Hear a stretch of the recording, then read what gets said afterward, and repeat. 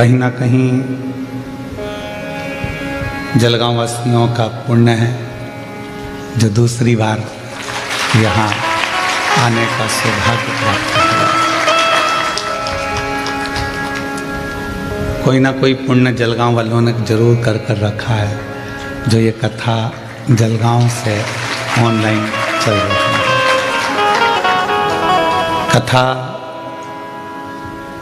Online होना थी सीहोर से, पर ये दीदी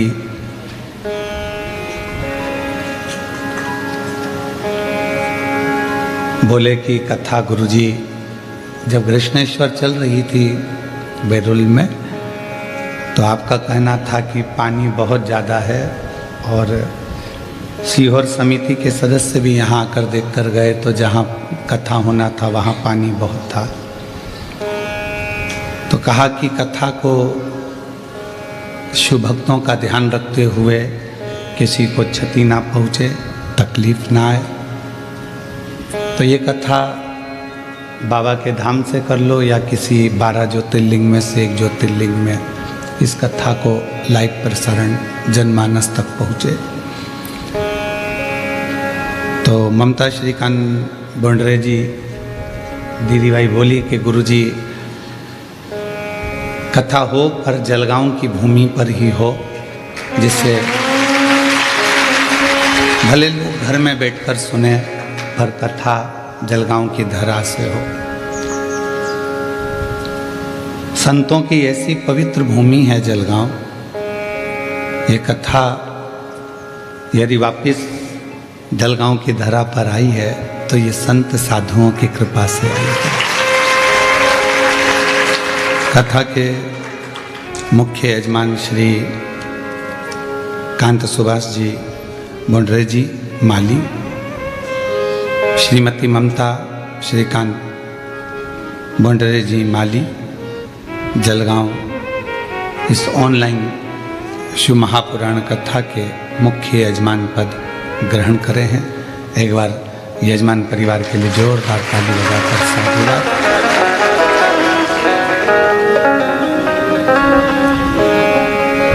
कथा जो 7 दिवसीय आज 3 तारीख से प्रारंभ हुई है, 2 दिन आज और कल 1 बजे से 4 बजे तक आस्था चैनल पर और यहाँ पंडाल में कथा का समय रहेगा। 3 और 4 तारीख को, 5 तारीख से 9 तारीख तक फिर कथा का समय दोपहर 2 बजे से 5 बजे तक रहेगा।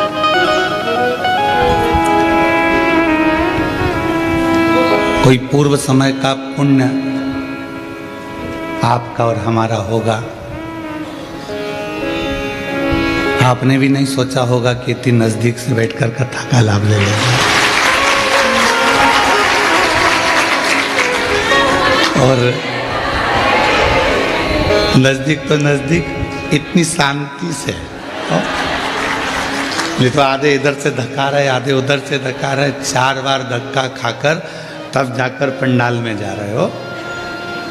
और पंडाल में जाने की भी हिम्मत उसी की हो सकती है जिसने अच्छा दमदारी से गौ माता का दूध पिया।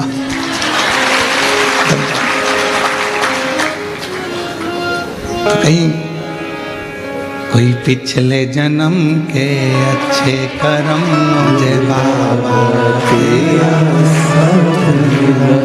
कोई पिछले जन्म के अच्छे कर्म मुझे बाबा तेरा साथ मिला। जहाँ सारी दुनिया झुकती है, जहाँ सारी दुनिया झुकती है, मुझे वो आली दरबार मिला, दरबार मिला। कोई पिछले जन्म के अच्छे कर्म मुझे बाबा तेरा साथ मिला, कोई पिछले जन्म के अच्छे कर्म मुझे बाबा तेरा साथ मिला। शिव कथा जीवन के सारे दुखों को हरती है, कष्ट को हरती है। यदि मेरे बाबा ने आपको कृपा करी है, करुणा करी है, और आप लोग इस पवित्र प्रांगण में जो भी होटल है, क्योंकि हम रात भर के चल कर आए तो सुबह हमको मालूम भी नहीं है कि कौन सी होटल में आए, ठीक है। तो सुबह सुबह उतरे और माली जी ने माला पिनाई, हम कक्ष में चले गए, पूजन अर्चना में लग गए, अपना अनुष्ठान जो चलता है सुन करके। अब शाम को पूछेंगे कौन सी है, ठीक है। तो और अच्छा है जलगांव वालों को मालूम भी नहीं पड़ना चाहिए, है? नहीं तो तुम तो बैठोगे अंदर और ये जितने पुलिसकर्मी खड़े हैं ये सब धूप में खड़े रहेंगे, टेंशन रहेगा। तो शिव कृपा है।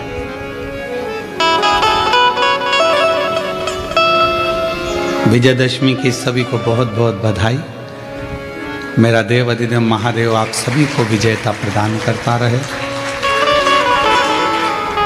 जीवन में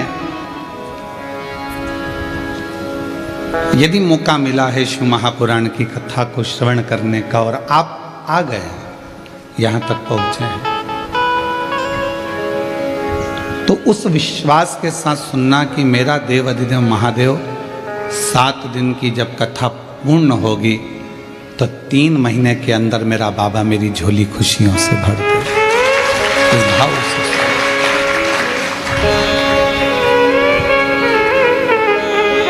क्योंकि शिव महापुराण का सबसे बड़ा क्रम है आपका विश्वास।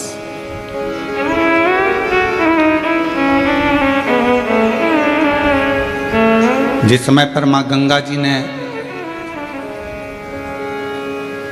भगवान शंकर जी के सम्मुख में जाकर प्रार्थना करी थी कि मैं आपको विवाह करना चाहती हूं, आपको पति बनाना चाहती हूं,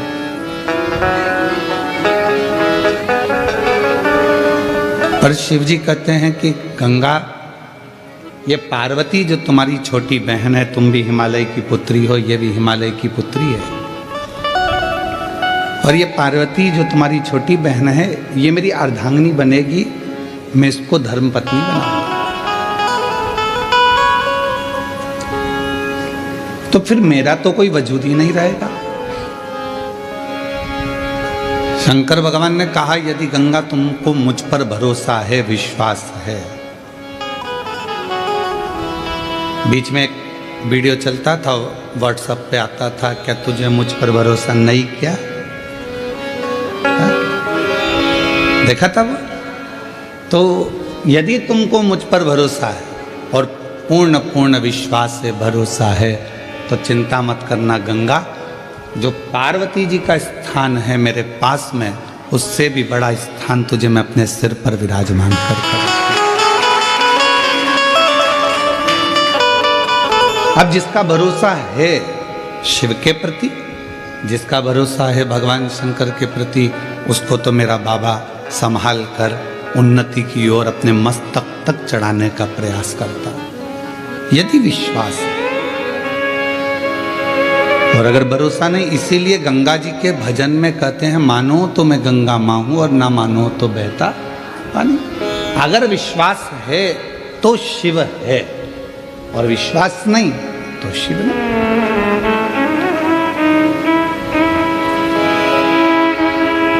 मेरे तुलसी बाबा जी ने तो शंकर भगवान को विश्वास ही कहा है कि आप विश्वास के साथ अगर शिव मंदिर में जा रहे हो, एक लोटा जल समर्पित कर रहे हो, शंकर भगवान को एक लोटा जल चढ़ा रहे हो, तो निश्चित है कि बाबा शिव आपकी मनोरथ, आपकी मनोकामना पूर्ण करेंगे। पर अगर भरोसा ही नहीं है तो फिर शिव कहाँ?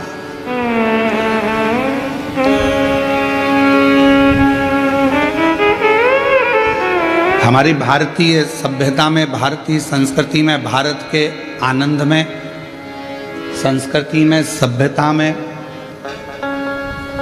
भारतीय रीति रिवाज के अंतर्गत जितने भी संबंध है हमारे विश्वास के ही तो हैं, ये भरोसे के ही तो संबंध है। मां को होश नहीं रहता, बच्चा जन्म लेता है, पिता बाहर रहता, बच्चा जन्म लेता है, घर का कोई व्यक्ति भीतर नहीं रहता जब बच्चा जन्म लेता है, और डॉक्टर सिस्टर आकर तुम्हारी गोदी में बच्चे को दे देती है और कह देती है तुम्हारी औलाद है और हम उसको औलाद मानते। विश्वास, भरोसा, और वो भरोसा निभा तो जन्मों जन्मों तक निभता चलेगा। ना लड़के को देखा ना लड़की को देखा, कौन लड़का है कौन लड़की है, बस संबंध पक्का हुआ और संबंध पक्का होकर विवाह हुआ, भरोसे के साथ हम उसके ऊपर आश्रित होकर चले। विश्वास। एक रक्षा सूत्र हाथ में बंधा और कह दिया ये तुम्हारी बहन है, तुम इसके भाई हो, और हमने एक रक्षा सूत्र पर विश्वास कर लिया।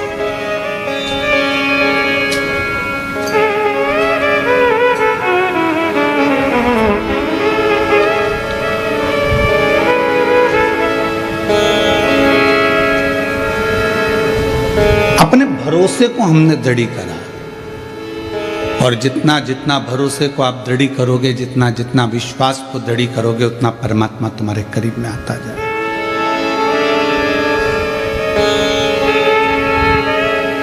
आज एकादशी से मध्य पूर्णिमा के बाद तक ये पवित्र कथा चलेगी। आप सभी को मालूम होगा, विजयदशमी जब पूर्ण हो जाती है, विजयदशमी जब पूर्ण होती है और पूर्ण होने के बाद मां आद्य शक्ति 64 योगिनियां भगवान शंकर के पास जाकर पंचरात्रि तक नृत्य करती हैं।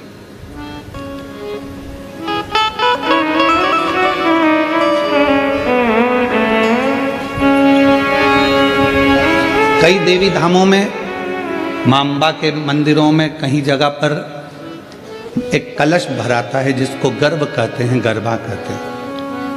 ये नवरात्रि में अलग, ये गरबा अलग होता है जो विजयदशमी के बाद से प्रारंभ हो जाता है।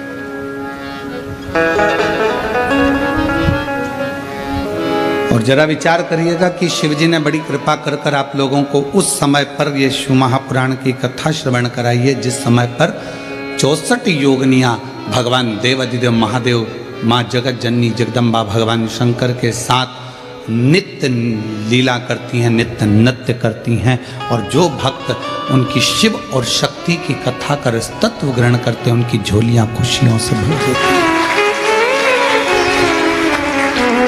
ये साधना का समय है।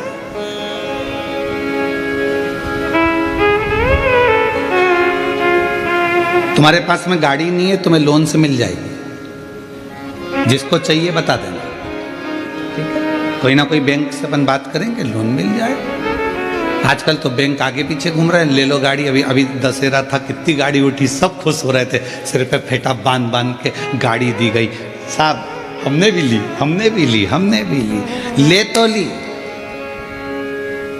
कब खींच के चली जाएगी मालूम नहीं पड़ेगा। लोन पे गाड़ी मिल सकती है, लोन पर मकान भी मिल सकता है, लोन पर जेवर भी मिल सकता है, लोन पर प्रॉपर्टी भी मिल सकती है, लोन पर आप फैक्ट्री भी डाल सकते हो, लोन पर आप बंगला भी बना सकते हो, पर लोन पर आप इज्जत प्राप्त नहीं कर सकते हो। इज्जत प्राप्त करने के लिए लोन नहीं मिलेगा, इज्जत प्राप्त करने के लिए तो स्वयं को कर्म करना पड़ेगा और श्रेष्ठ कर्म करना पड़ेगा। धन आ जाएगा, गाड़ी आ जाएगी, बंगला आ जाएगा, संपदा आ जाएगी, सब कुछ मिल जाएगा, पर इज्जत बनाना, इज्जत कमाना ये आपके हाथ में, आपके व्यवहार के हाथ में। इसलिए शिव महापुराण की कथा बीच बीच में वर्णन करती रहती है, मत बुरे कर्म कर बंदे वरना पछताएगा, भगवान की आँखों से तू बच नहीं पाएगा, तू बच नहीं पाएगा। अरे ओ अज्ञानी मत कर नादानी, तेरे कर्म का फल भी तू ही पाएगा, जैसा किया तूने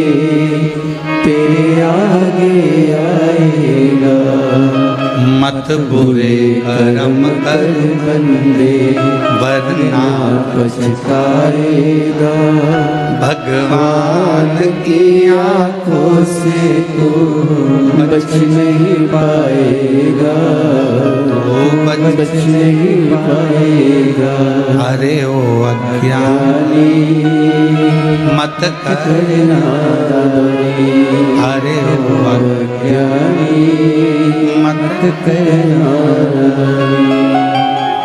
धन आ जाएगा लोन पर, गाड़ी आ जाएगी लोन पर, बंगला आ जाएगा लोन पर, जमीन मिल जाएगी लोन पर, जेवर बन जाएगा लोन पर इज्जत लोन से नहीं, आपके श्रेष्ठ कर्म से बनती है,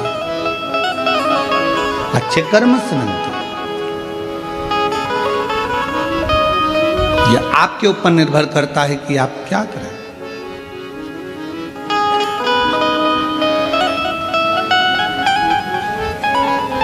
तो शिव नाम भगवान शंकर की यह पवित्र कथा विश्वास की कथा, आप जितने दिल से सुन सकते हो, पूरे डूब जाओ उसके अंदर।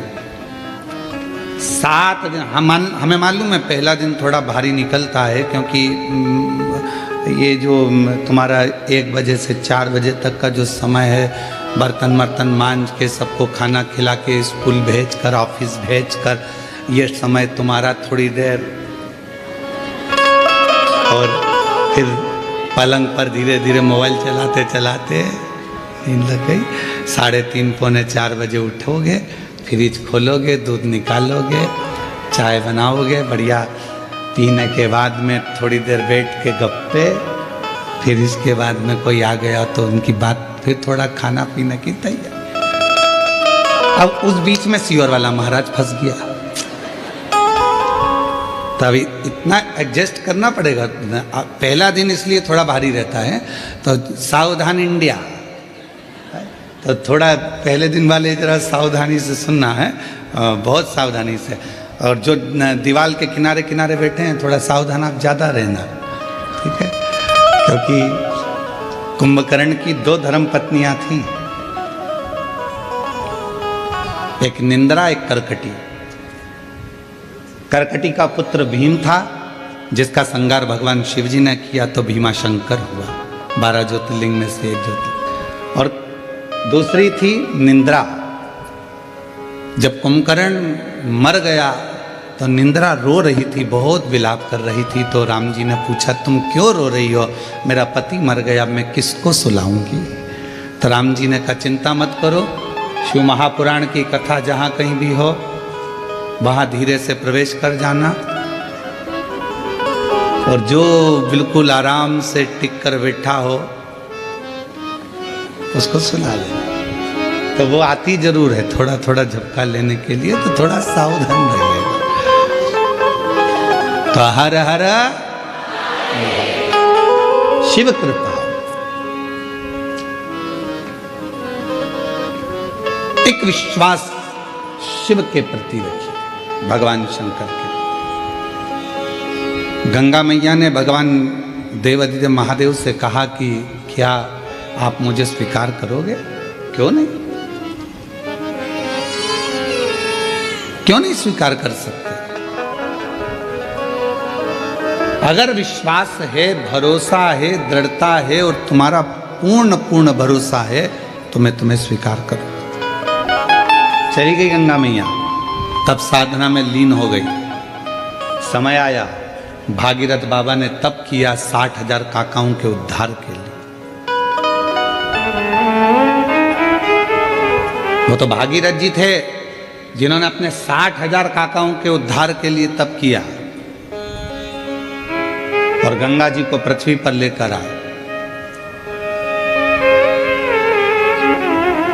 शिव महापुराण की कथा तो यह कहती है कि आप किसी का उद्धार नहीं कर पा रहे तो कम से कम इस आत्मा का कल्याण तो करो, अपने आप का तो उद्धार करो, कुछ अच्छा अपने लिए कर चलो। दुकान पर बैठकर जो तुमने कमाया, ऑफिस में बैठकर जो तुमने कमाया, उसका भोग तुम्हारी पत्नी भी करेगी, तुम्हारा परिवार भी करेगा, तुम्हारे बच्चे भी करेंगे, तुम्हारा कुटुंब भी करेगा, भाई भी करेगा, माता भी करेगी, पिता भी करेगा। दुकान पर बैठकर नौकरी में जो कमाया उसका भोग सब करेंगे, तनख्वाह के हकदार सब रहेंगे।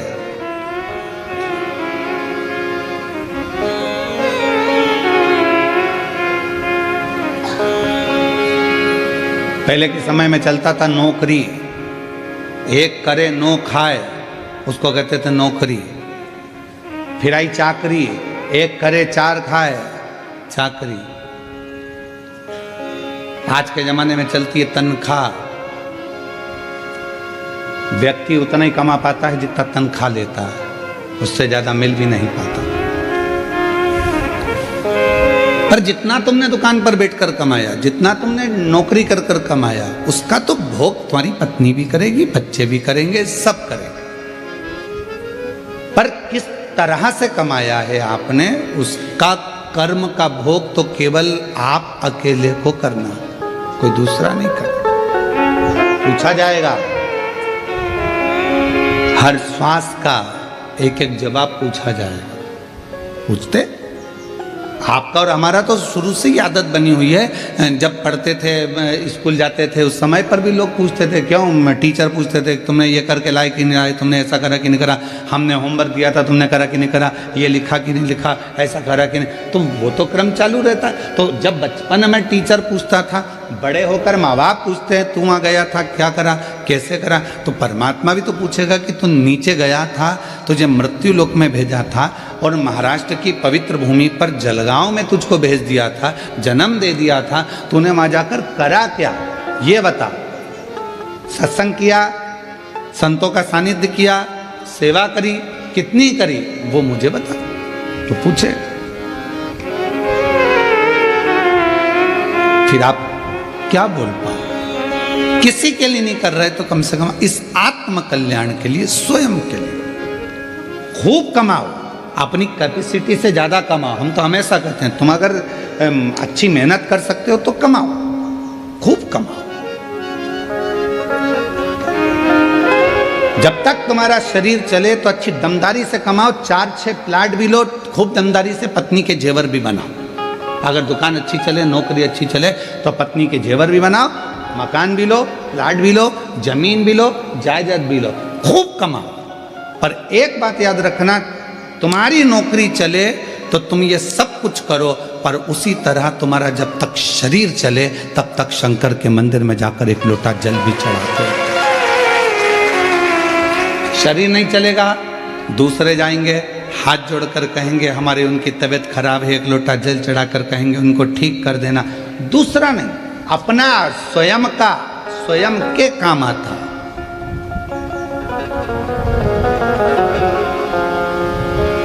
स्वयं का करो आप और हम स्वयं। अगर भजन कर रहे हैं, कीर्तन कर रहे हैं, भक्ति कर रहे हैं, स्मरण कर रहे हैं तो उसका फल अपने को मिलेगा। कई लोग अपने पूर्वजों के लिए कथा श्रवण कर रहे हैं, कई अपने पितरों के लिए कथा सुनते हैं, उसका फल उन्होंने सोच के बैठे कि हमारे पूर्वज हैं, हमारे पितर हैं, हमने फोटो रखा, हमने ये करा, तो वो कथा सुनेंगे, सुनेंगे। आपने निमंत्रण दिया उनको, आपने विचार करा कि मेरे गर्भस्थ संतान नहीं है, अगर मैं सुनूंगी हो सकता है बाबा मुझे संतान देगा। विश्वास, भरोसा, दृढ़ता। गंगा मैया ने कहा कि आप मुझे स्वीकार करो, क्यों नहीं करूंगा। भागीरथ बाबा 60,000 राख के ढेर बने हुए कपिल मुनि के आश्रम में जो परिवार के सदस्य थे, काका थे, उन सब के उद्धार के लिए गंगा जी को लेकर आ गए। और गंगा मैया ने कहा कि मैं कहाँ रहूंगी, कौन मुझे धारण करेगा।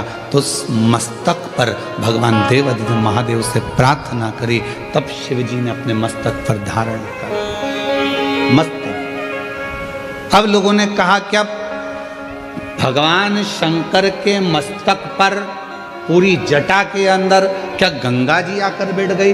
शिव महापुराण की कथा कहती है कि पूरी जटा के अंदर गंगा नहीं है, केवल उस जटा में एक भगवान शंकर का केश ऐसा है जिस पे गंगा जी को लपेटा गया है। पूरी जटा के अंदर गंगा नहीं, एक केश, एक केश। भारत की भूमि पर 26,000 से ज्यादा नदियां, सरोवर, कुंड, तालाब, बावड़ी हैं। 26,000 से ज्यादा। और 26,000 नदियां, तालाब, बावड़ी, कुंड, सरोवर ये सब शिव जी की जटा में ही विराजमान है, भगवान शंकर की जटा में ही।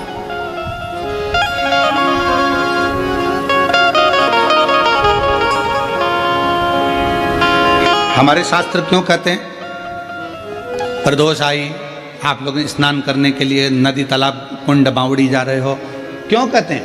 हम कहते हैं गोदावरी नहाने के लिए जा रहे हैं, कृष्णा नदी नहाने के लिए जा रहे हैं, गंगा जी नहाने के लिए जा रहे हैं, सरयू जी नहाने के लिए जा रहे हैं, नर्मदा जी नहाने के लिए जा रहे हैं, छिपरा जी नहाने के लिए जा रहे हैं। क्यों जा रहे हैं? क्यों? किस क्यों का? आप जब बार बार स्नान करने का भाव प्रकट करते हो कि हम नहाने के लिए जा रहे हैं, हम गंगा जी नहाने के लिए जा रहे हैं, हम वहाँ जा रहे हैं, हम वहाँ जा रहे हैं, क्यों नहाने का भाव तुम्हारे हृदय में आता है? क्योंकि शास्त्र कहता है कि जितनी पवित्र नदियाँ ये सब शिव जी की जटा में विराजमान हैं। जब हम किसी पवित्र नदी में डुबकी लगाते हैं तो स्वयं शंकर की जटा में हम स्वयं जाकर विराजमान हो जाते हैं, शिव के मस्तक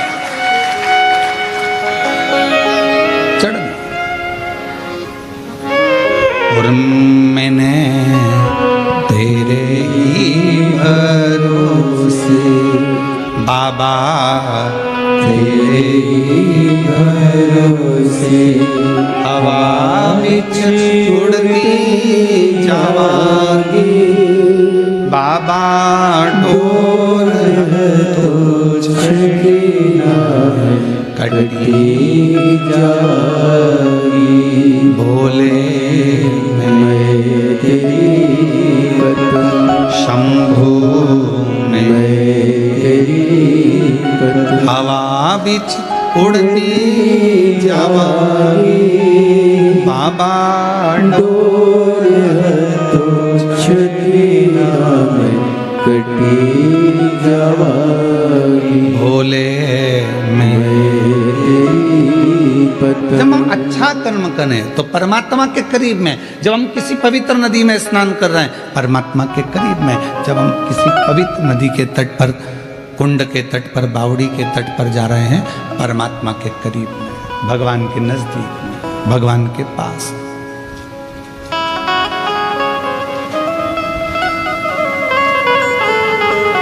आप सबने रामचरितमानस में एक बात सुनी होगी कि रावण प्राणों को जब त्याग रहा था तो उसने लक्ष्मण जी को 3 उपदेश दिए थे। कितने उपदेश दिए हैं? 3। किसने भेजा था लक्ष्मण जी को रावण के पास? भगवान श्री राम। उसका सबसे पहला उपदेश कौन सा था?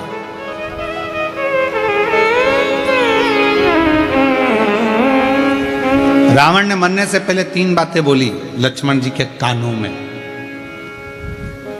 और आप सबको मालूम है कि लक्ष्मण जी ज्ञान लेने के लिए जब गए थे तो रावण के सिर के पास जाकर खड़े हो गए थे, तो रावण ने मुंह फेर लिया था, ज्ञान नहीं दिया था। लक्ष्मण जी वापिस आ गए थे राम जी के पास में कि ऐसा रावण है, लोग कहते तब विद्वान है। मैं उसके पास गया तो उसने मुंह फेर लिया। भगवान राम जी ने कहा ज्ञान लेते समय सिर पे जाके बैठते हैं कि चरणों में बैठते हैं? तो कहाँ गया था? तो के सिर के पास, चरणों में जाकर बैठ। रावण पड़ा है मृत्यु सैया पर, जमीन पर, लक्ष्मण जी उसके चरणों में जाकर बैठ गए तो रावण ने हाथ का इशारा कर कर बुलाया मेरे करीब में। 3 उपदेश रावण ने मृत्यु की सैया पर मरने से पहले लक्ष्मण जी के कानों में दे दिया। पहला, अच्छे कार्य में 1 मिनट की देरी मत करो। लक्ष्मण, यदि कोई अच्छा कार्य हो रहा है और उसमें अगर आपको जाने का मौका मिल जाए तो 50 काम छोड़ दो, सबसे पहले अच्छे काम में पहुंचने का प्रयास करो।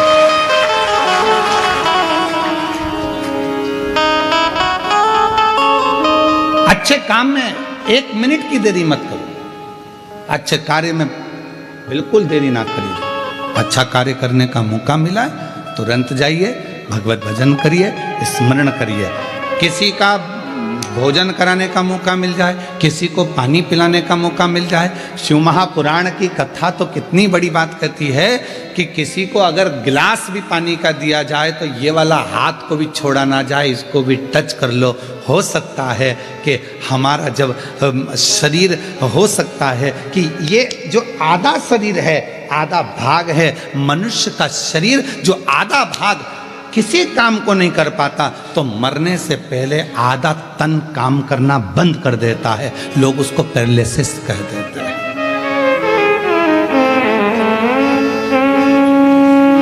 आधा शरीर काम नहीं करा।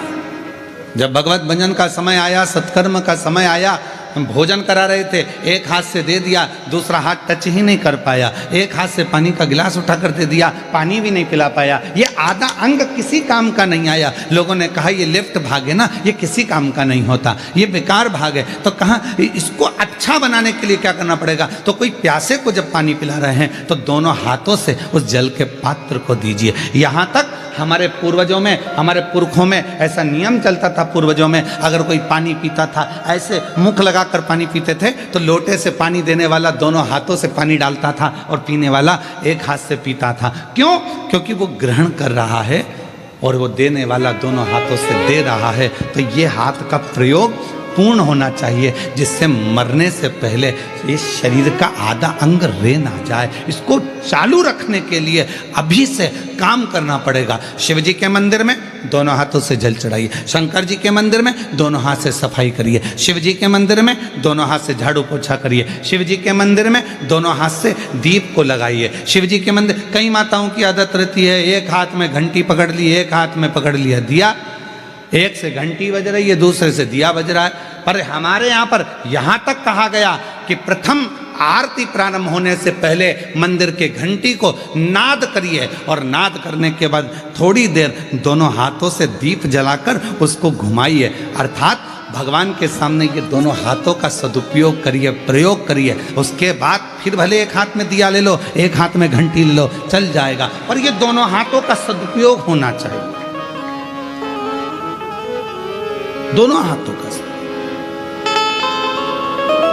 और कोई पिछले जन्म के अच्छे कर्म मुझे बाबा तेरा साथ मिला, कोई पिछले जन्म के अच्छे कर्म मुझे बाबा तेरा साथ मिला। जहाँ सारी दुनिया झुकती है, जहाँ सारी दुनिया झुकती है, मुझे वो वाली दरबार मिला, दरबार मिला।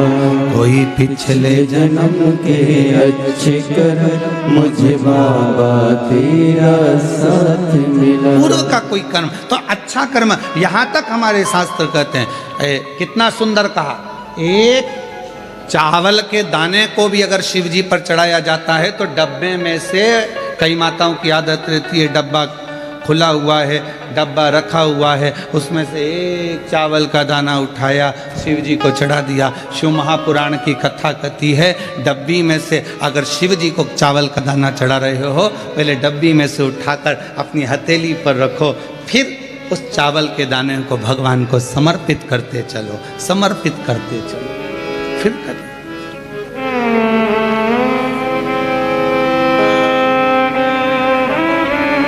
ये शरीर आधा ना रह जाए, आधा ना रह जाए। बहुत सावधानी रखना पड़ती है महाराज। एक कथा आप लोगों ने श्रवण करी होगी।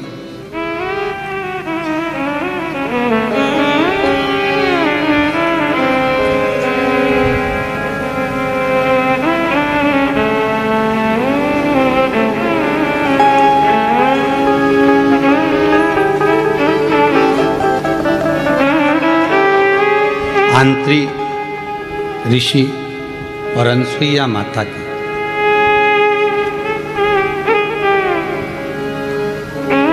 सबने सुनी है कथा। ब्रह्मा, विष्णु और महेश, इन तीनों के घर में बच्चे बने थे। सुनी है ना सबने, श्रीमद् भागवत में तीनों बच्चे बने। ब्रह्मा जी के अंश से स्वयं चंद्रदेव, भगवान विष्णु जी के अंश से स्वयं दत्तात्रेय और भगवान देवादिदेव महादेव के अंश से दुर्वासा। सुनिए सबने कथा। अब यहां तक तो आपने कथा सुनी, पर शिव महापुराण में एक पवित्र कथा आती है दत्तात्रेय भगवान की बहन की।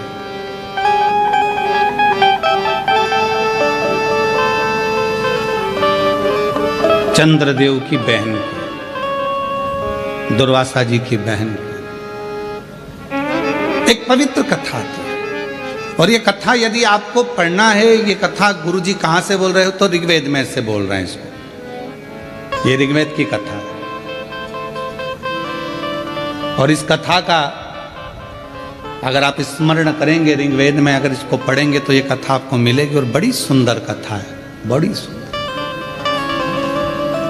ऋग्वेद का ये पवित्र चरित्र है।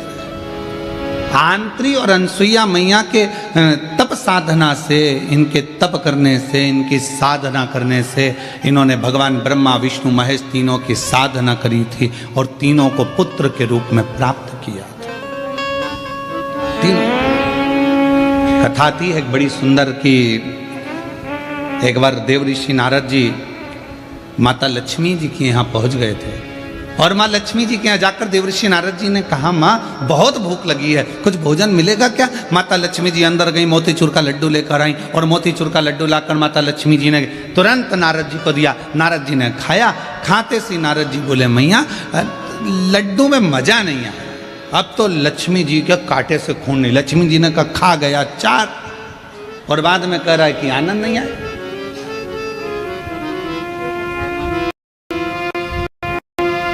लक्ष्मी जी ने पूछा, ये लड्डू अच्छा नहीं बना? नहीं नहीं नहीं। तो फिर तेरा क्या पेट भरा, कहीं से खा के आया है तू? व्यक्ति का जब पेट भरा होता है तो उसको अच्छा नहीं लगता, तो कहीं से खा के आया? नारद जी बोले, मैया लक्ष्मी मैया लड्डू तो अनसुईया जी के घर के थे, क्या लड्डू थे, एक लड्डू खा लो और पूरा पेट भर लो। इतने में तो लक्ष्मी जी का हृदय जल गया कि मेरे घर का लड्डू बुरा और अनसुईया के घर का अच्छा।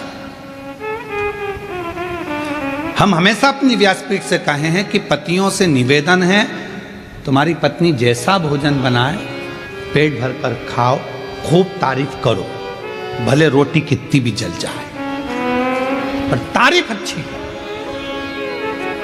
मिर्ची ज्यादा हो गई कोई बात नहीं, बोल दो तू जैसा बोलती है वैसी सब्जी बनी है। अब वो खुद खाएगी जब मालूम पड़ेगा कि मिर्ची तीखी हो गई है। बहुत बढ़िया, बाबा की कृपा। रोटी आई, भले वो रोटी कैसी भी हो, पर आज तो तूने पूरा भारत का गौरव बढ़ा दिया, पूरे भारत का। क्या जोरदार लेकर आई है, बहुत जोरदार।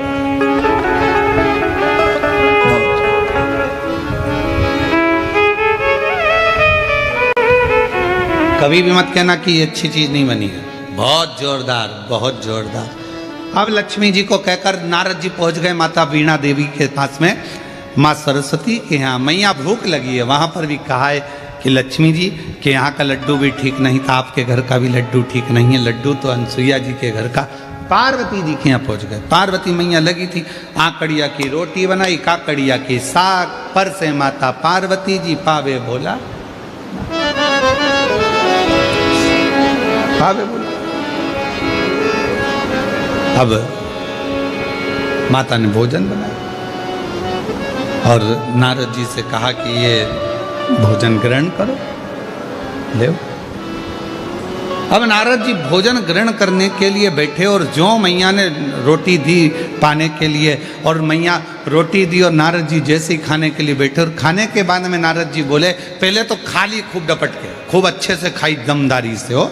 उसके बाद बोले, मैया क्या भोजन था अनसुईया जी के घर का, इतना शानदार भोजन, पूछो मत, पूछो ही मत। दुनिया के लोगों की आदत रहती है, शादी वाले के यहाँ जाते हैं, खूब डपट के खाते हैं, फिर भी चलते चलते कहते पानी पूरी का पानी अच्छा नहीं था। चलते चलते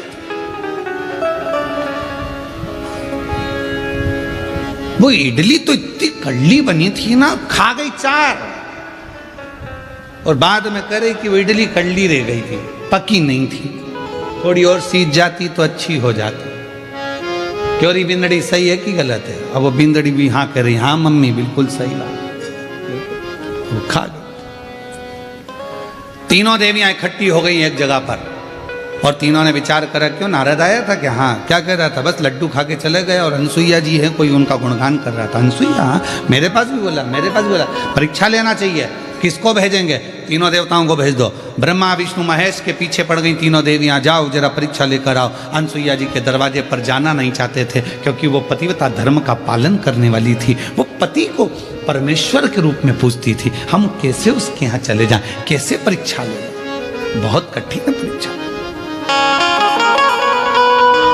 जैसे लिंग पुराण में एक शब्द आता है, वेद व्यास जी वर्णन करते हैं लिंग पुराण के अंतर्गत कि शंकर जी के मंदिर में जो प्रतिदिन जाकर दर्शन करता है उसकी जिंदगी में कभी अंधेरा नहीं आता है।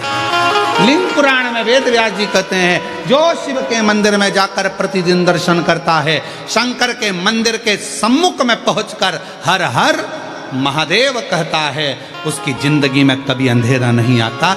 वो कभी गम में, दुख में, तकलीफ में, कष्ट में नहीं डूबता है। देवाधिदेव महादेव उसको हर पल ज्ञान का प्रकाश, लक्ष्मी का प्रकाश, भक्ति का प्रकाश देते ही रहते हैं। ये लिंग पुराण कर रही है, ये लिंग पुराण वर्णन कर रहे हैं।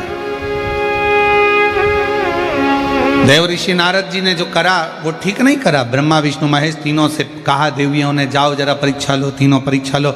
जाने के लिए कोई राजी नहीं हो रहा क्योंकि वो अनसुईया है, पतिव्रता धर्म का पालन करने वाली, पति को परमेश्वर मानने वाली। उनके यहाँ कैसे चले जाएं, कैसे जाकर हम परीक्षा लें? पर जाना पड़ा। धर्म पत्नी कह रही थी तो पहुंचे।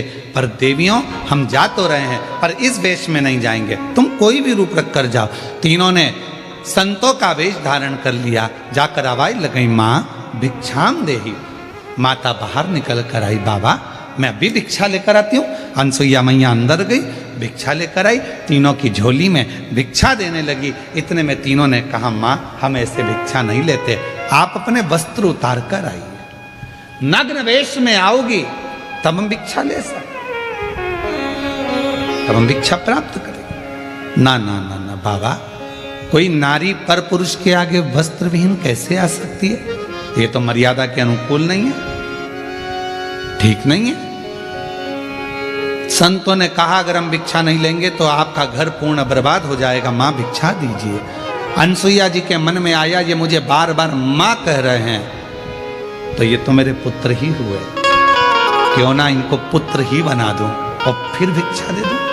अंदर गई, जल लेकर आई। अगर मेरा सातित्व पक्का है, मैंने अपने पति की सेवा परमेश्वर मानकर करी है तो ये तीनों की तीनों बालक हो जाएं। जो जल छोड़ा तीनों 1.5 महीने के बच्चे हो गए। अनसुईया जी ने उनके छोटे छोटे कपड़े में छोटी छोटी सी भिक्षा डाल दी और भिक्षा डालकर उन तीनों को अंदर ले गई। विश्वकर्मा जी से कहा एक चंदन का पलना बना दो। कहाँ जाएंगे, ये छोटे हो गए हैं, इनको मैं अपने आंगन में रखूंगी। चंदन का पलना, रेशम की डोरी और तीनों देवताओं को उसमें सुला दिया। लक्ष्मी जी ने पार्वती से पूछा, क्यों तेरा आया क्या? तुम्हारा 8 दिन निकल गए, पता ठिकाना नहीं। अब इनके तो 8 दिन निकल गए। इधर अंतरिक्षी आ गए। अंतरिक्षी ने आते से अनसुईया जी को देखा, ये 3-3 बच्चे घर में आंगन में झूल रहे हैं। अंतरिक्षी ने पूछ लिया, अनसुईया किनके बच्चे हैं? अनसुईया जी बोली अपने। अंतरिक्षी बोले अभी स्नान करने गया था तो एक भी नहीं था। अनसुईया जी बोली भोलेनाथ देते हैं तो छप्पर फाड़ कर देते हैं। ये उनकी उदार थी। सारी कथा सुना दी अनसुईया जी ने अंतरिक्षी को। अंतरिक्षी खुश हो गए। जो नेत्र बंद कर देखा तो ये तो मेरे 3 देवता और ये तीनों ही मेरे घर में आ गए।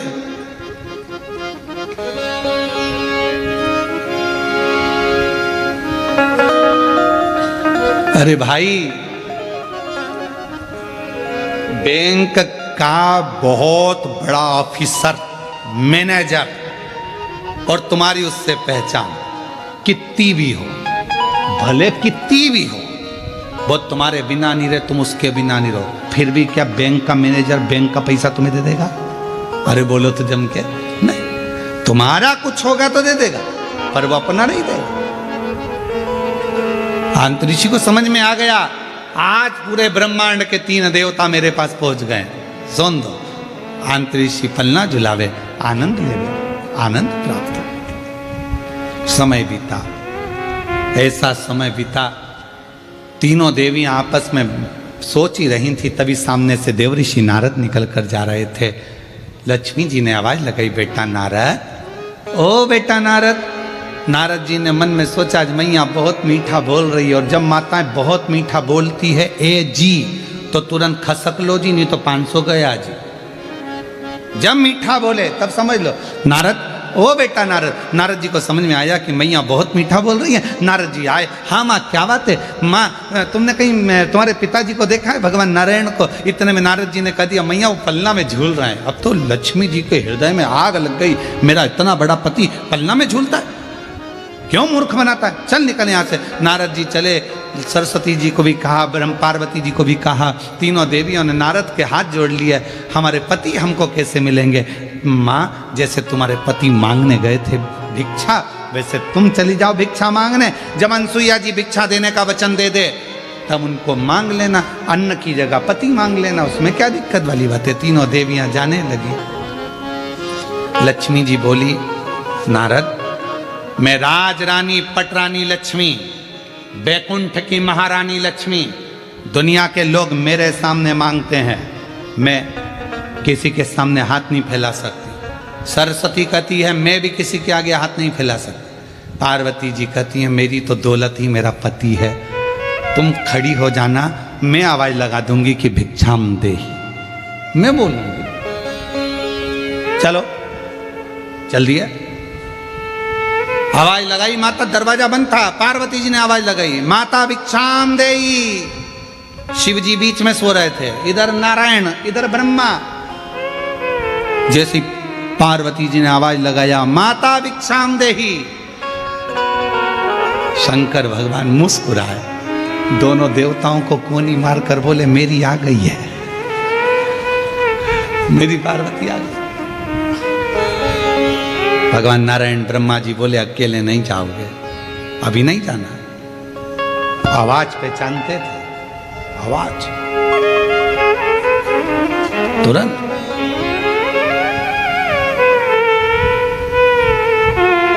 अनसुईया जी ने दरवाजा खोला, 3 देवियों को देखा, क्या बात है? माता भिक्षा चाहिए। क्या चाहिए भिक्षा में? जो पलने में सो रहे हैं वो हमारे स्वामी हैं, हमको दे दीजिए। वो तुम्हारे स्वामी है? हाँ, अगर वो तुम्हारे स्वामी है तो मैं तुम्हारी सास हूं। थोड़ी देर में अंतरिक्षी आए, अंतरिक्षी ने पूछा अनसुईया कौन? अनसुईया जी बोली ये तुम्हारी बहुएं हैं। बहुओं से कहा जाओ ससुर के पांव छुओ। जो पांव छुए तो अंतरिक्षी ने अनसुईया का हाथ पकड़कर एक साइड ले जाकर कहा पागल हो गई है, बेटे तेते से बहू लिया 7-7 हाथ की, ये क्या कर रही है? इतना सा बेटा और बहू 7 हाथ की, तो नहीं बड़ी? अनसुईया जी बोली आजकल की बहुएं कमाता हुआ पति मिल जाता है तो लेकर के अलग हो जाती हैं और सोचती हैं कि हमारा पति कमा रहा है। एक माँ ने कैसे पाल पोस कर बड़ा करा होगा मालूम पड़ेगा, ले जाओ। अब तुम पालो, तुम पोसो अपने पति को, तब मालूम पड़ेगा कि एक माँ किस तरह से अपने बच्चे को बड़ा करती है। ले जाओ उठा के। अब पार्वती जी लक्ष्मी जी से पूछी कि इन 3 में से मेरा है कौन सा? हर माल 2 रुपया, अब समझ में भी तो आना चाहिए कि इसमें है कौन सा। उठाया, लक्ष्मी जी ने एक उठाया, उनको क्या मालूम था कि ये मेरे पति नहीं है, उन्होंने ब्रह्मा जी को उठा लिया। सब बदल बदल कर उठा रही थी। अंतरी जी ने कहा ये भ्रम है, इनको सुलाओ। चरणों में पड़ गई, माँ हमारे पतियों को बड़ा कर दीजिए। हाथ में जल लिया, अगर मेरा साथित्व पक्का है, मैंने अपने पति की सेवा परमेश्वर मानकर करी है, तीनों बड़े हो जाएं। तीनों बड़े हो गए, तीनों देवियों के साथ जाने लगे तो अनसुईया जी रोने लगी। ये चले जाएंगे तो हमारी गोद सुनी हो जाएगी, इस गोदी में कोई तो रहना चाहिए। ब्रह्मा जी ने अपने अंश से चंद्रदेव को प्रकट कर दिया, भगवान विष्णु ने अपने अंश से दत्तात्रेय भगवान को प्रकट कर दिया, और भगवान शंकर जी ने दुर्वासा बाबा को प्रकट कर दिया। माँ, ये तीन पुत्र तेरे इसी संसार में भव सागर से उबारने के लिए रहे। तीनों देव चले गए, समय आया। एक दिन, अब आइए ऋग्वेद की कथा। अनसुईया जी बैठी हुई थी और मां अनसुईया जी ने कहा अंतरिक्षी से, मेरे 3 पुत्र हैं पर मेरे घर पुत्री नहीं।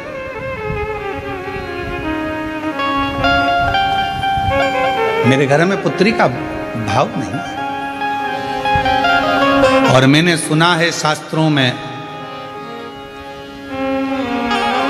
अगर घर में बेटे हैं और घर में अगर बेटी नहीं है तो वो घर बिना कन्यादान के हमेशा सूना की सूना ही रहता है। कन्यादान के लिए बेटी का होना जरूरी है, बिना बेटी के कन्यादान सूना है। आप दुनिया का सारा दान कर लो, अन्न दान कर लो, वस्त्र दान कर लो, मुद्रा दान कर लो, स्वर्ण दान कर लो, भूमि दान कर लो, गौ दान कर लो, सारे दुनिया के दान कर लीजिए। अगर आपने जिंदगी में कन्यादान नहीं करा तो आपकी जिंदगी में सब, कहते हैं कुंभी पाक नरक में एक नरक का सिरा ऐसा होता है जिस नरक के सिरे को पार करने के लिए बेटी का कन्यादान करना जरूरी होता है। इसलिए हम शिव महापुराण की कथा में हर पल हर घड़ी बेटियों को संकल्प दिलाते रहते हैं, बेटियों से कहते रहते हैं, तुम कितनी भी अच्छी पढ़ाई करो, कितने भी अच्छे कॉलेज में रहो, कितनी भी अच्छी एजुकेशन करिए, कितनी भी अच्छी नौकरी करिए, कितने भी तुम्हारे दोस्त बन जाए, पर मेरा बेटियों से हमेशा निवेदन रहा है। और आज भी ऑनलाइन शिव महापुराण की कथा जो जलगांव से चल रही है, आप सब बेटियों से निवेदन करूंगा कि निवेदन है अपने माँ बाप को कन्यादान का मौका जरूर देना, किसी एरे गेरे नत्थु खेरे के साथ ना जाना। अपने माँ बाप को कन्यादान का मौका दीजिए। बहुत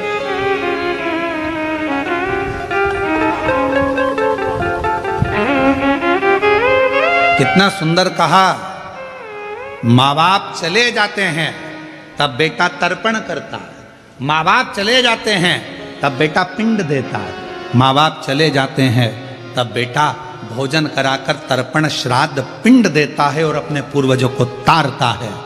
पर बेटी, जिस दिन माँ बाप अपनी बेटी का कन्यादान जीते जी कर देते हैं, उसी पल उसी घड़ी माँ बाप को नरक नहीं जाना पड़ता। फिर बेटा पिंड दे तो ठीक, तर्पण करे तो ठीक, तिलांजलि करे तो ठीक, माता पिता बैकुंठ का पथ जाते ही एक बेटी का। पर आजकल की उल्टी रीति है, बेटा हो जाए तो मां खुश और बेटी हो जाए तो चेहरा उतर जाता। वो चाय की जो केतली होती ना, केतली तुम्हारे यहाँ क्या बोलते, डोलची केतली क्या होती है, जब वो बहू हॉस्पिटल में रहती है तो घर की जो लेडी से रहती हैं तो वहाँ हॉस्पिटल ले लेकर रोज 2-3 दिन तक जाती हैं। दूध की केटली, डंगल क्या बोलते हैं, केटली बोलते हैं ना, और ऐसी रहती है, उसमें कड़ी लगी रहती है नीचे, उसको हिलती रहती है।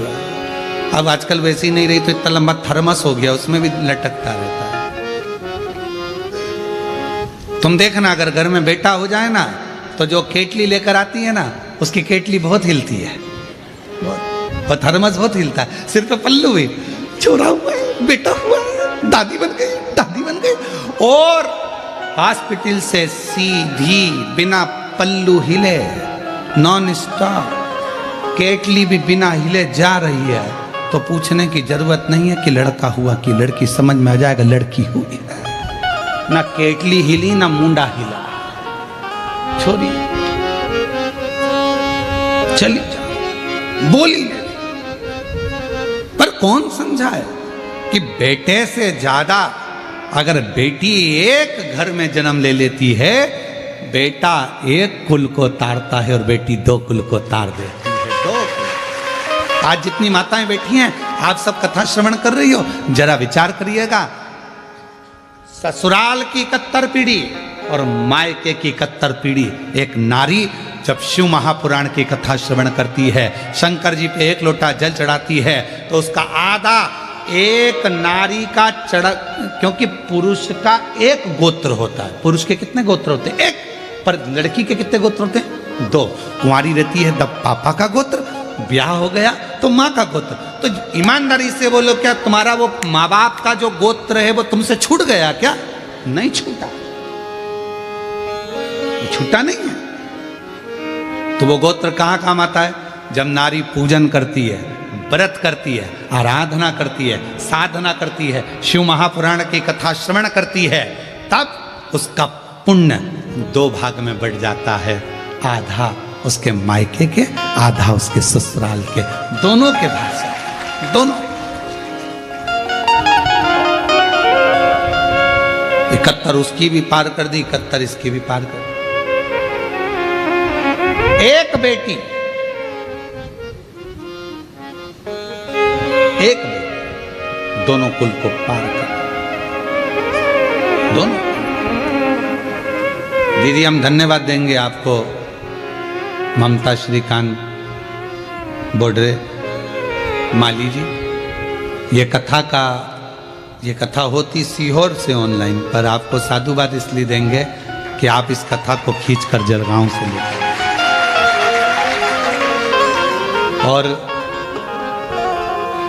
आपने एक ही शब्द कहा, गुरुजी कथा तो तीर्थ में तो होती रहेगी, बाबा के धाम पर भी होगी, पर यह कथा यदि जलगांव में ही ऑनलाइन हो जाए तो हमारे दोनों कुल तर जाएंगे। और आज आपको मैं साधुवाद देता हूँ कि आपने ये कथा को ऑनलाइन कराकर दोनों मायके का भी और ससुराल का भी, दोनों कुलों को पार किया, दोनों को।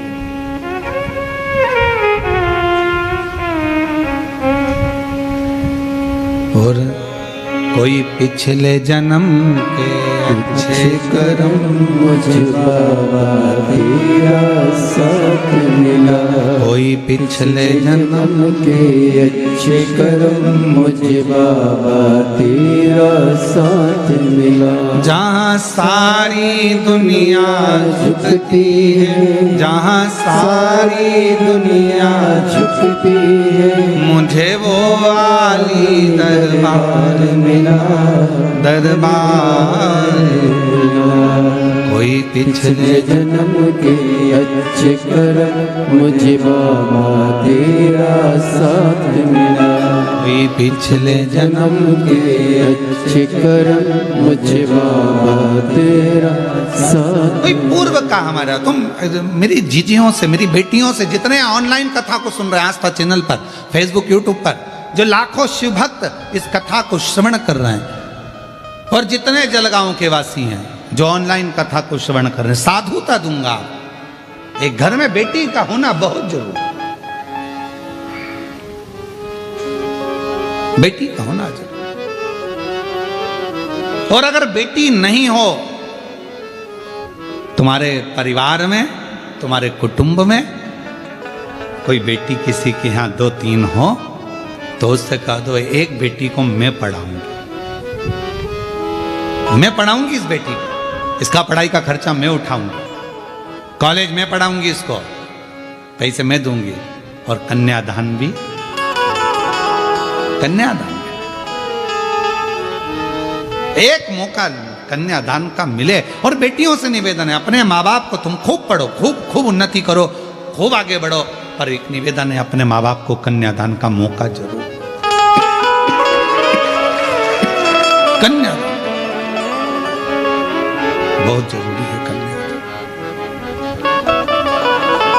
अनसुईया जी ने कहा कि आंत्री बाबा मेरे घर में बेटी नहीं और मेरे बेटे ये चले जाएंगे, तो बेटी का होना जरूरी है, बेटी कहाँ है? तब अनसुईया जी के भाग्य में बेटी का सुख नहीं था। आंतरिक ऋषि ने कह दिया कि तुम्हारे यहाँ बेटी का सुख नहीं, ये देवता भी आए हैं तुम्हारे पुत्र बनकर, बेटे बनकर आए हैं, बेटी का सुख तुम्हारे यहाँ। पर मानी नहीं, मानी नहीं। समय आया, अनसुईया जी के घर में एक बेटी का प्रागट्य हुआ। ऋग्वेद कह रहा है एक बेटी का प्रागट्य। उस बेटी का नाम रखा अपाला। क्या नाम था? अपाला। कोई तुमसे पूछे कि दत्तात्रेय भगवान की बहन का नाम क्या है तो क्या बताओगे? अपाला। कोई तुमसे पूछे चंद्रदेव की बहन का नाम क्या है? अपाला। कोई तुमसे पूछे दुर्वासा जी की बहन का नाम क्या है? एक बेटी ने जन्म दिया, उसका नाम था अपाला।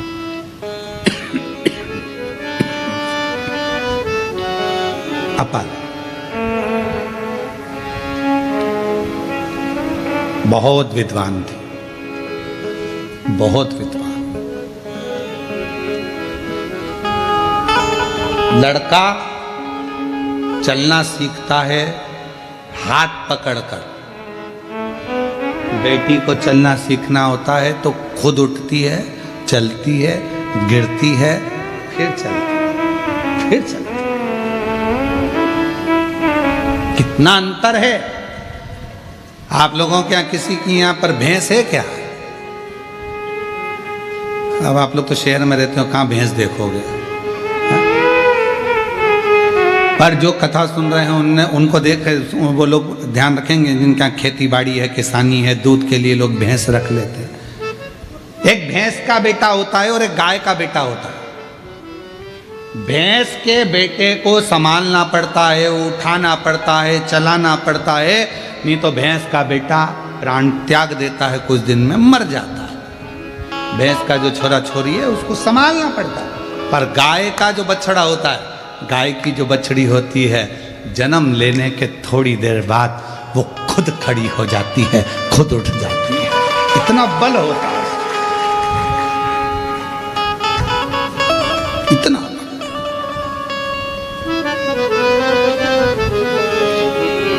और शंभु शरण पड़ी मांगू घड़ी रे दुख काटो, दया करी दर्शन आपो। शंभु शरण पड़ी मांगो घड़ी दुख काटो, दया करी दर्शन आपो। अपाला बहुत विद्वान थी बाल्यावस्था से, पर एक कमी थी अपाला में कि वो जन्म से ही चर्म रोग से ग्रसित हो गई।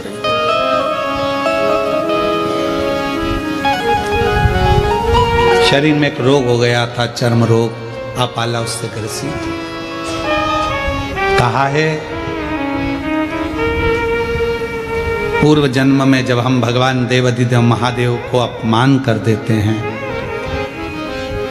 शिव का प्रसाद आया, उसको प्रणाम भी नहीं करा और फेंक दिया।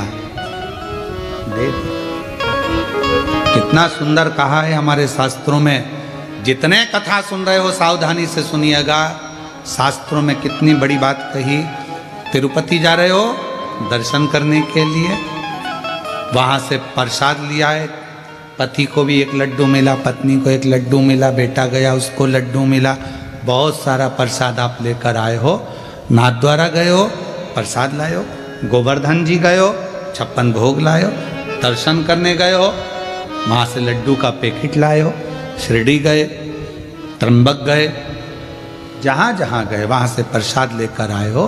तो निवेदन है, उस प्रसाद को जितना आप खा लो तो खा लो, ना खा सको तो तुरंत उसको बांटना प्रारंभ कर दो, उसको देना प्रारंभ करो।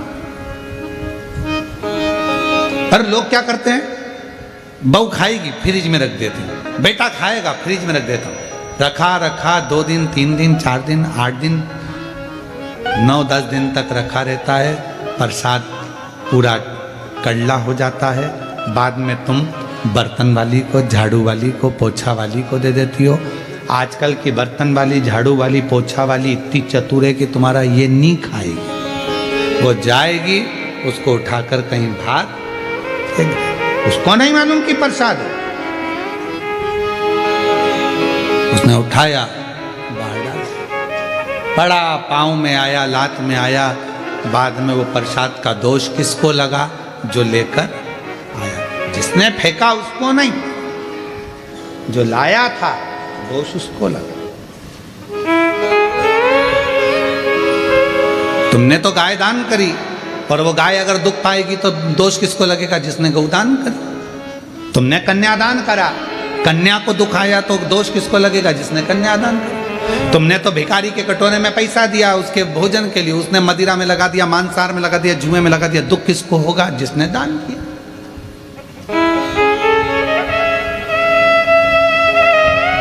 अपाला पूर्व जन्म में अनसुईया जी अंतरिषि से कह रही है, मेरी बेटी ने जन्म लिया पर इसके शरीर में ये चर्म रोग हो गया। चर्म, इसका शरीर ऐसा, इसका शरीर ऐसा हो गया। कहा, आंतरी ऋषि हाथ जोड़कर बोले, ए अनसुईया, पूर्व जन्म में अपाला जिसने शिव जी का अपमान करा था, शंकर भगवान का यदि अपमान, शंकर भगवान की निंदा, शिव जी के लिए अपशब्द जब हमारे मुख से निकलता है तो शरीर रोगीला जन्म ले लेता है। रोगीला जन्म, फिर वो रोग से छूटेगा कैसे? कितना सुंदर बात कही डॉक्टर ने, कह दिया कि गर्भ में बच्चा है पर धड़कन नहीं आ रही है। गर्भ में बच्चा है पर इसका शरीर में ऐसा लगता है कि इसके दिल में छेद है। शरीर में बच्चा है, इसका पांव काम नहीं कर रहा, ऐसा लग रहा है इसका अंग नहीं बना, पूरा शरीर नहीं बना। तो शिव पुराण क्या कहती है कि शिव को जल चढ़ाना प्रारंभ करो, शंकर के मंदिर जाना चालू कर दो, डॉक्टर की दवाई लो, डॉक्टर का इलाज करवाओ, जैसा बोले डॉक्टर उसके अनुसार चलिए, पर साथ में शंकर जी की आराधना करना प्रारंभ कर दो। क्यों? हो सकता है कि जो बच्चा गर्भ में है इसने पूर्व समय में शंकर भगवान का अपमान करा होगा, तो जन्म लेगा तो हो सकता है शरीर से विहीन हो, बेकार हो, कोई रोगीला हो, ग्रसित हो। तो आज जब आप शिव जी को चढ़ा हुआ जल पियोगी, अंदर जाएगा तो वो बच्चे को मिलेगा, शंकर भगवान उसके दोष को समाप्त कर देंगे और बच्चा पूर्ण स्वस्थ प्रदान कर देंगे। पर लोगों ने उल्टा चला, दुनिया के लोगों ने उल्टा चल दिया। कई माताएं कह देती है अगर गर्भ में बच्चा है तो शंकर जी के मंदिर मत जाओ, कोई कह देता है बच्चा ऐसा उसका अंधा हो जाएगा, ये हो जाएगा, वो हो जाएगा। पर शिव महापुराण की कथा कहती है अगर बच्चा गर्भ में है 9 महीना आप शंकर की आराधना में लग जाओ, शिव जी के मंदिर जाना प्रारंभ कर दो, शंकर को 1 लोटा जल चढ़ाना प्रारंभ कर दो, बेलपत्र की छांव में 2 मिनट खड़े रहना प्रारंभ कर दो। तुम्हारा बच्चा अगर कैसा भी जन्म ले रहा होगा तो वो बच्चा स्वस्थ ही पैदा होगा, स्वस्थ ही पैदा। अकाल मृत्यु वो मरे जो काम करे चंडाल का, काल उसका क्या बिगाड़े जो भक्त हो महाकाल का। जो शिव की आराधना करता है तो उसका दोष शिव समाप्त कर दे।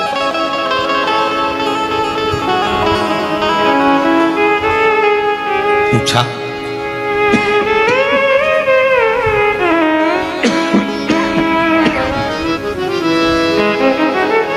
ये अपाला, इसको ये रोग कैसे हो गए? अंतरिषि ने कहा कि रोग होने का कारण केवल एक है। एक, पूर्व में इसने शिव की निंदा करी होगी, शंकर के किसी भक्त के लिए अपशब्द कहा। कितनी बार हमने कथाओं में कहा, अब तो हमने कहना थोड़ा कम कर दिया कि किसी शिव भक्त की कभी निंदा मत करो। कभी भी भगवान शंकर के किसी भक्त की कभी निंदा मत करो। शिव के मंदिर की, शिव अर्चना की, शिव पुराण की, शंकर के भजन की, शंकर की कथा की, या कोई तुम्हारे गांव में, मोहल्ले में, नगर में, शहर में कोई शंकर का भक्त, ओरिजिनल भक्त। आज के जमाने में ओरिजिनल भक्त मिलना भी मुश्किल है, ओरिजिनल घी नहीं मिल रहा,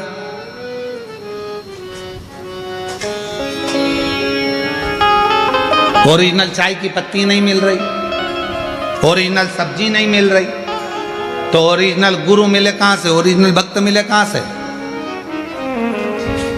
फिर मिलते हैं डुप्लीकेट। टीवी खोलो तब मालूम पड़ता है अरे वाह इतने बड़े, और इन्होंने ऐसा कर दिया। तब समझ में आता है ओरिजिनल ढूंढ ही नहीं पाए हम तो चमक और धमक में रह गए, सत्य तक नहीं पहुंच पा रहे। ओरिजिनल कोई शिव का भक्त मिल जाए, कोई शंकर का उपासक मिल जाए, कोई शिव का स्मरण करने वाला मिल जाए, कोई शंकर की आराधना करने वाला मिल जाए, कोई शिव का गुणगान करने वाला मिल जाए, निंदा से परे हो जाए, निंदा से, निंदा से। और महाराज महादेव नमन चरणों स्वीकार कीजिए, सबका किया है मेरा भी उद्धार कीजिए, उद्धार कीजिए। है त्रिपुंडधारी, है त्रिशूलधारी, है त्रिपुंडधारी, है त्रिशूलधारी। चरणों में तेरे बाबा जी पावन है चरोदा, चरणों में तेरे बाबा जी पावन है चरोदा।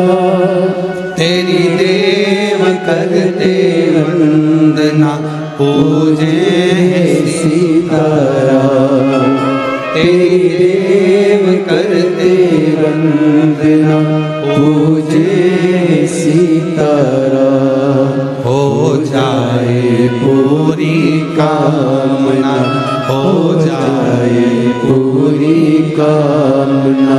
उपकार कीजिए, सबका किया है मेरा भी उद्धार कीजिए, उद्धार कीजिए। है त्रिपुंडधारी, है त्रिशूलधारी, है त्रिपुंडधारी, है त्रिशूलधारी। बाबा से प्रार्थना करो, कोई बुराई करे शिव जी की दूर हो जाओ, शिव महापुराण की बुराई करे दूर हो जाओ, शिव भक्त की बुराई करे दूर हो जाओ। ना सुनना ना कहना, हाजी भी नहीं कहना, होंकारा भी नहीं भरना।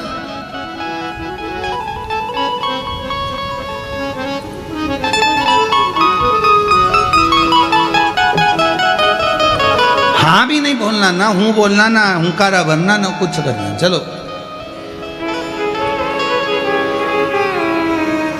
जल्दी। अब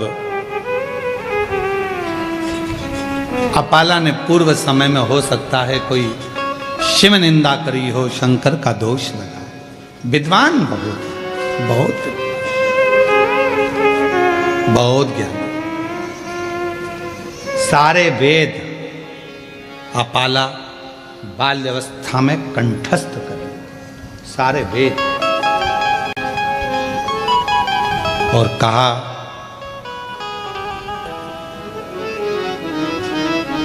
अपाला ने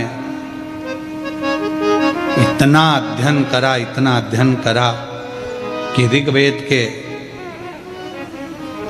अष्टम मंडल के 91 नंबर के सूक्त को स्वयं अपाला ने ही रच दिया।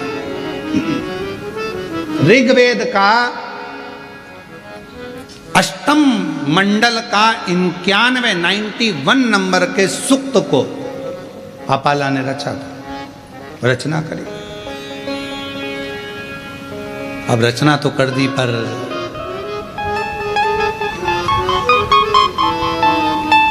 माता अनसुईया जी ने कहा कि बेटी का विवाह कैसे होगा, शरीर में चर्म, बेटी के शरीर में इतना बड़ा रोग कौन विवाह करेगा, कौन? वरों के लिए ढूंढना चालू करा, यहां वहां जाते, सबसे कहते, कोई सुने कहां।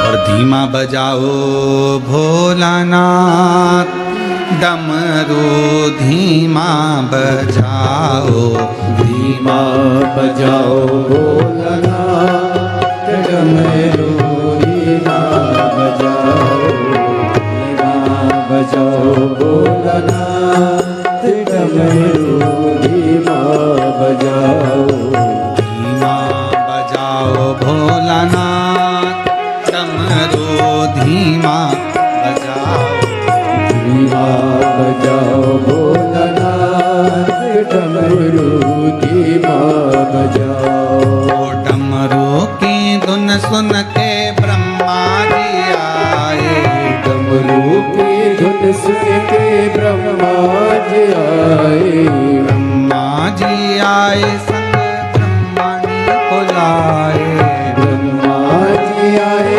संग ब्रह्मणी को लाए। धीमा बजाओ भोलानाथ, डमरू धीमा बजाओ, धीमा बजाओ भोलानाथ, डमरू धीमा बजाओ।